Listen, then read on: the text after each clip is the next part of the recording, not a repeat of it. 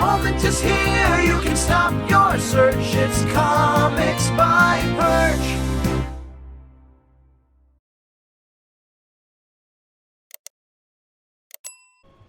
This is the bad place. Hey everybody, this is Perch. This is a tough video to do because I want to make sure I hit the right tone. One of the things about YouTube and social media in general, it's very easy to slip into being hyperbolic. And I know you look at lots of channels, including, by the way, if you're being honest with yourself, people that you like, people that you respect, people whose videos you find funny or entertaining or whatever else.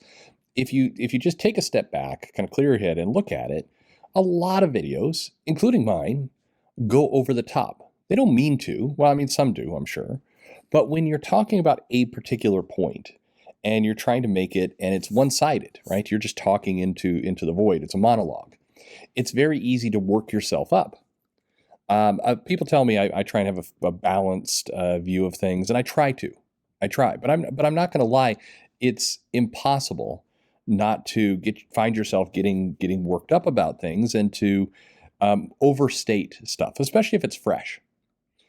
That's normal. And I don't think that's bad. I just think the listener, the viewer, whoever's watching this just needs to keep that in mind, that you're seeing a tiny window into this world. You don't know what else is going on with this person. You don't know what they thought of when they came to do this. It's not like having a conversation. It's much different if you're in person and you're talking to somebody.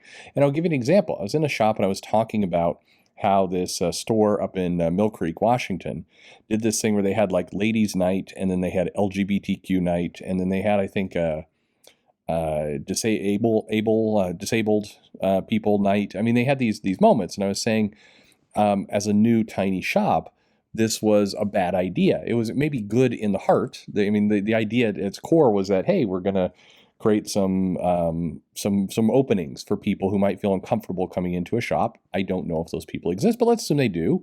It's not a bad idea to say, hey, let's have people come in and give them a time where they can do that. When I'm in person with somebody, as I was when I was having this conversation, they could see kind of my hand gestures, my face. They could see I'm being earnest about it. I'm not, railing against you shouldn't give LGBTQ people a chance to shop. It's very clear my intent.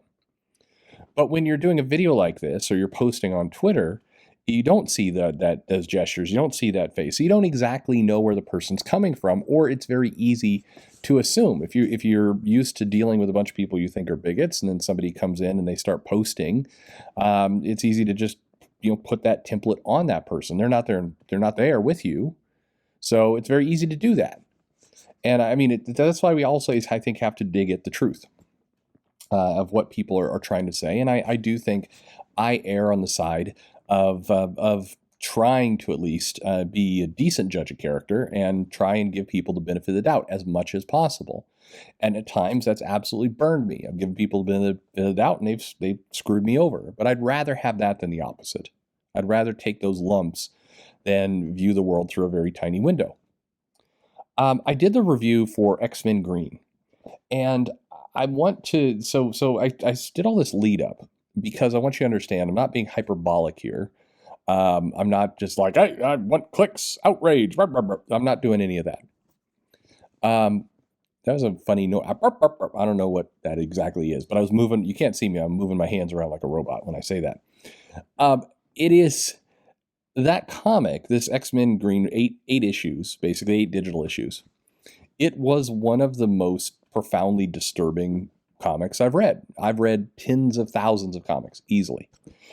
You heard Joe and I do the review of that comic of the police officer who was in a sexual relationship with a dog, and then he started dating a woman who had a sexual relationship with crystals. But Our Love is Real. It's a bizarre comic. This X-Men Green title was more disturbing to me. Now, your mileage may vary. And this is something about comics everyone needs to understand. And not just comics, any media. You bring a little bit of yourself to the thing you're consuming.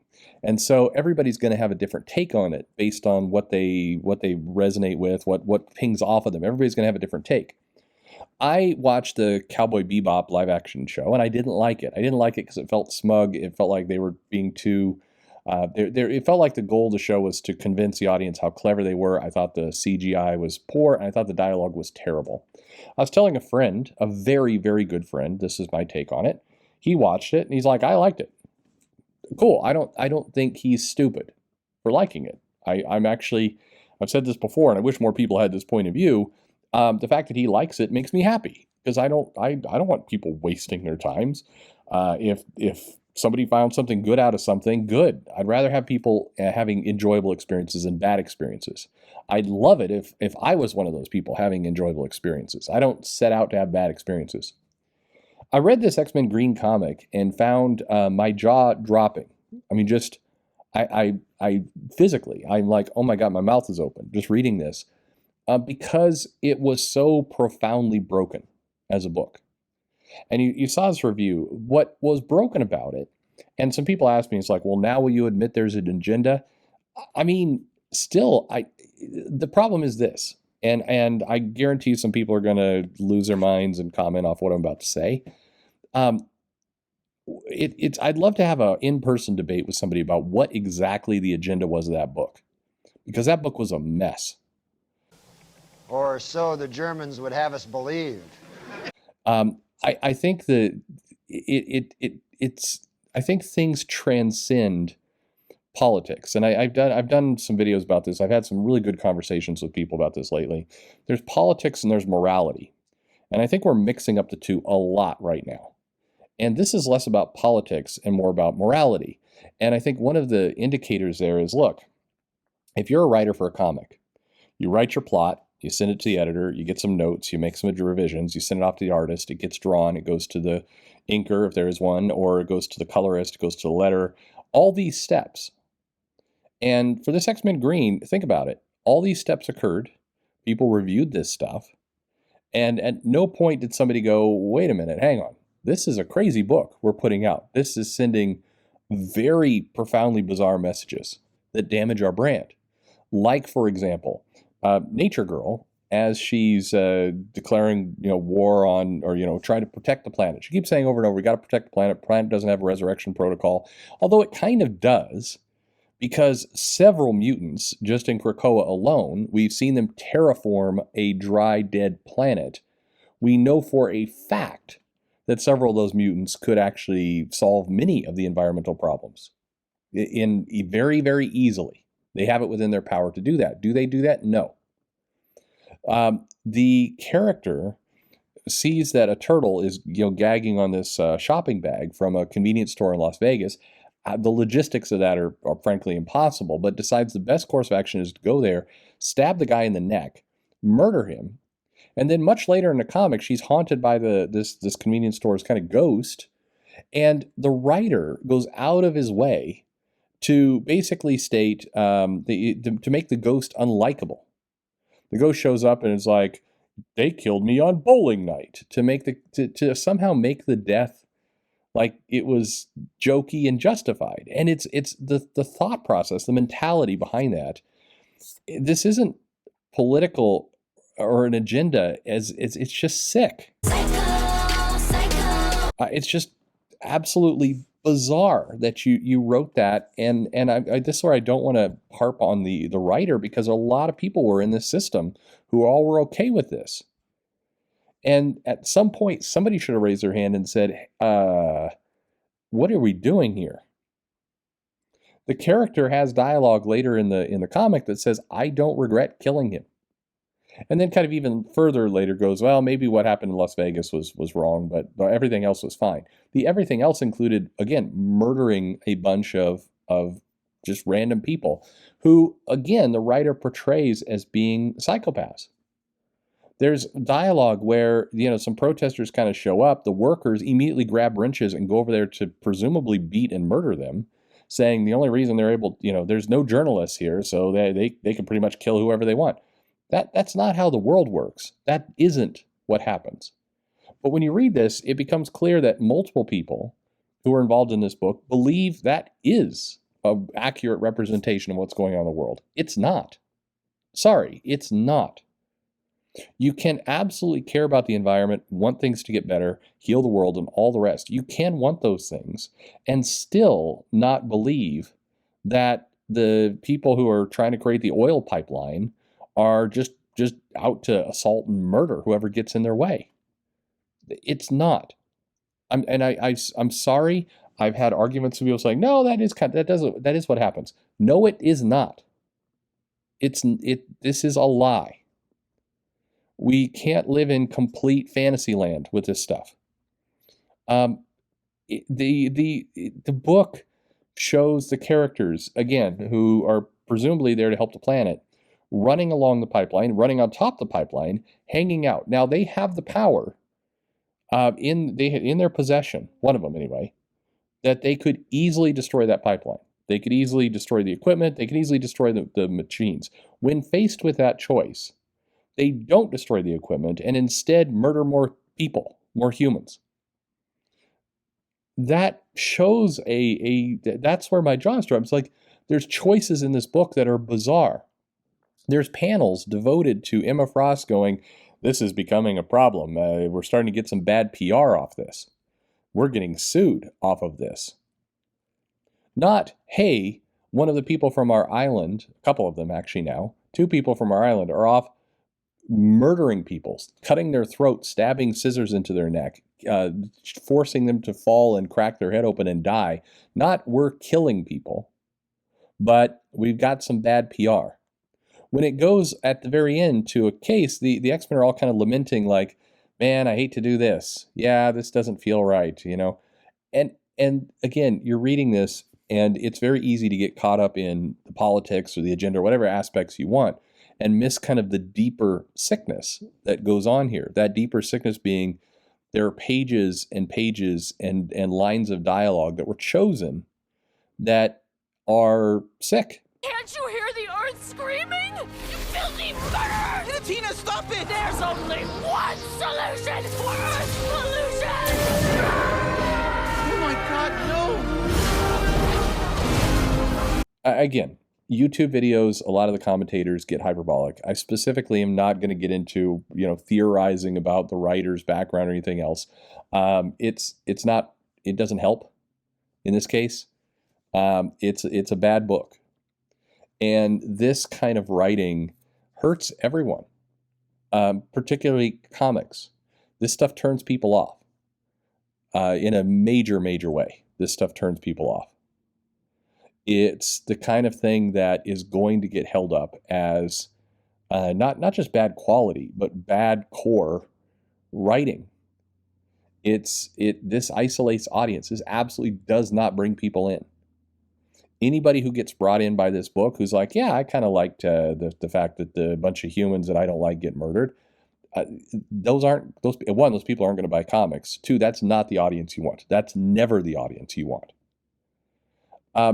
What it all comes down to in this, what is core to the point, is that the message that's being conveyed is, if you disagree with somebody and you feel like your cause is worthy, then it is okay to kill anyone who gets in your way. And that it could not be more opposite what comics are supposed to be. Forget heroes. What comics are supposed to be. I've done some videos in previous weeks about comics need good villains to have heroes rise to their occasion. They have written them. These are definitely villains. These are psychopathic villains here. Unfortunately, these are the heroes. The comic kind of proudly tells you that X-Men Green will return. The end message is that these characters are getting off kind of scot-free and given weapons to go out and continue their mission and told, be smarter about how you do it. Stay underground, get new identities, be more secret about how you do it. Wow. Several people murdered. Could this not be more astray from the ideals of how comics began? You think about kind of the idealistic, we aspire to be better, kind of the messages of Superman or the X-Men or Spider-Man or any of that. This could not be more opposite that. And so, again, I'm not being over the top or hyperbolic. Literally, tens of thousands of comics I've read. I've never seen something as disturbing as this. And yikes. That's all I can say is yikes. This comic does deserve to get attacked. Not the creators. Again, don't contact these people. Don't go out. We don't be the characters in the comic. But this is wrong. Flat wrong. Full stop. And I think this puts into perspective some of the stuff that people complain about. And you can say, oh, it was a series of steps that got us here. Maybe. But a lot of the things that people bitch about feel very insignificant when you read this. You know, are you upset about what John Kent kissing a boy in Superman? Read this comic. Puts it in perspective. It absolutely puts it in some perspective. Yikes. That's all I can say. I don't encourage you to go read it. I'm the guy who I say you should go read whatever you want. Although, I will say, you've heard my point of view on it. If you want to dig deeper into it, don't trust my point of view. Go read it for yourself. You should absolutely get experience firsthand. I hate it when people do videos and then the people who are commenting and running around and making comments on it never bother. They just take the word for whoever's talking, whether it's me, whether it's anyone. You should always go see it for yourself. But if you don't want to run around commenting on it, I stay away from it. It's terrible, flat out terrible. And I can only hope that there's a reckoning somewhere within the company of going, oh my God, why do we publish this? This is the kind of stuff where it's like, yeah, some people in management should be fired. Yes. Hopefully there's some moment of clarity going, wait a minute, what did we do here? Don't brush it off as, don't make too big a deal out of it. This is, again, another YouTuber just exaggerating. Look at the core messages that you put out in this book. It's wrong. Full stop. Thanks for listening. Sell crazy someplace else. We're all stocked up here.